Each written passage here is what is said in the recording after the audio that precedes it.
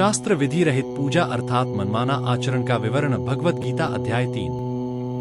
भगवद गीता अध्याय 3 के श्लोक 3 से 8 में भगवान ने कहा है कि हे निष्पाप अर्जुन, इस लोक में ज्ञानी तो ज्ञान को श्रेष्ठ मानते हैं तथा योगी कर्म योग को, फिर भी ऐसा कोई नहीं है जो कर्म किए बिना बचे। निष्कर्मता नहीं बन सकती और कर्म त्यागने मात्र से भी उद्देश्य प्राप्त नहीं हो सकता। भगवद गीता अध्याय 3 श्लोक 4 में निष्कर्मता का भावार्थ है कि जैसे किसी व्यक्ति ने 1 एकड़ गेहूं की पक्की हुई फसल काटनी है तो उसे काटना प्रारंभ करके ही फसल काटने वाला कार्य पूरा किया जाएगा, तब कार्य शेष नहीं रहेगा। इस प्रकार कार्य पूरा होने से ही निष्कर्मता प्राप्त होती है। ठीक इसी प्रकार शास्त्राविधि अनुसार भक्ति कर्म प्रारंभ करने से ही परमात्मा प्राप्ति रूपी कार्य पूरा होगा, फिर निष्कर्मता बनेगी, कोई कार्य शेष नहीं रहेगा। यदि भक्ति कर्म नहीं करेंगे तो यह त्रिगुण माया, रजगुण ब्रह्मा, सद्गुण विष्णु तथा तमगुण शिव बलपूर्वक अन्य व्यर्थ के कार्यों में लगाएगी।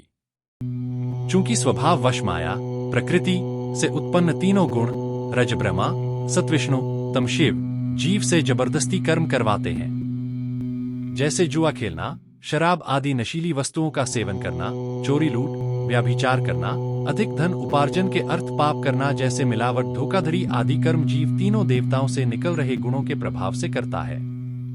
जब तक मानव स्त्री पुरुष पूर्ण गुरु धारण नहीं करता तब तक वह ऐसा होता है जैसे बिना खेवटिया मल्लाह की नौका जो हवा के झोंकों तथा पानी की लहरों व दरिया के बहाव से प्रभावित होकर इधर उधर जाती है, भंवर में फंसकर नष्ट हो जाती है। पूर्ण सद्गुरु की शरण में जब मानव स्त्री पुरुष आ जाता है तो वह मल्लाह वाली नौका बन जाता है। सद्गुरु रूपी मल्लाह जीव रूपी नौका को संसार सागर में इधर उधर बहने भटकने नहीं देता, अपनी कुशलता से चलाकर दरिया के उस पार सकुशल पहुंचा देता है।